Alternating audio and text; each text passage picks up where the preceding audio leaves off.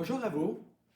Il y a des élèves qui me demandent, je ne sais plus quoi peindre, je ne sais pas quoi peindre, etc., etc., etc. J'ai vu ça souvent à travers les 26 ans, de mon école, l'atelier Beauvoir, la quantité de personnes qui sont passées là, des centaines. Alors la réponse, bien, je dirais, il faut peindre ce qui nous intéresse. Maintenant, comment je fais pour savoir ce qui m'intéresse? Mais comment faire un questionnement, écrire, moi, c'est quoi qui m'intéresse? C'est-tu des paysages? C'est-tu le coucher de soleil? C'est-tu des personnages?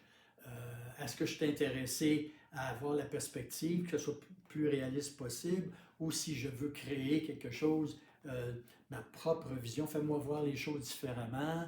Le ciel bleu, le gazon vert, je peux faire ça différent, je peux mettre des couleurs, changer les couleurs du ciel, etc. Quoique la nature nous offre souvent des performances colorées aussi. Alors, si vous faites quelque chose qui est plus proche de vous, ça va être plus facile à peindre que si vous avez une commande. Souvent, mes élèves arrivent avec des tableaux où je leur dis c'est une commande, ce tableau-là. Je reconnais tout simplement, la passion n'est pas dedans, on sait tout de suite que c'est un il faut que, c'est une commande. Maintenant, les sujets, est-ce que c'est la nature? Est-ce que c'est les personnages? Est-ce que c'est de l'abstraction? Ça ne me tente pas de dessiner des contours, je veux faire de l'abstraction. D'une manière ou d'une autre, il faut comprendre quand même la composition, c'est-à-dire où placer les choses dans l'espace. Pour ce qui est du sujet quoi peindre, il y a des gens qui vont prendre des références. Si vous prenez une référence qui existe déjà et vous la copiez, vous ne pouvez pas signer en bas du tableau. Ce n'est pas vous qui pensez à la composition.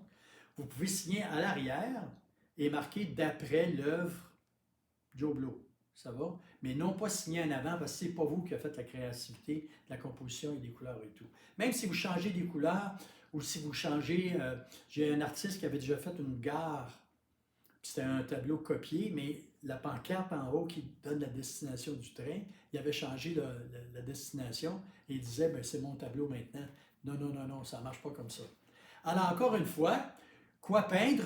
Moi, je vous donne un exemple, un exercice qui est intéressant. Vous prenez 3 photos et vous prenez un élément dans chacune des photos et vous les placez dans l'espace tableau. Et vous en faites une œuvre personnelle à ce moment-là, une création. Okay? En plaçant les choses, en faisant attention au centrisme et à la saturation. Là. Quand on connaît la composition, on connaît ça, mais en tout cas pour l'apprentissage, vous comprenez?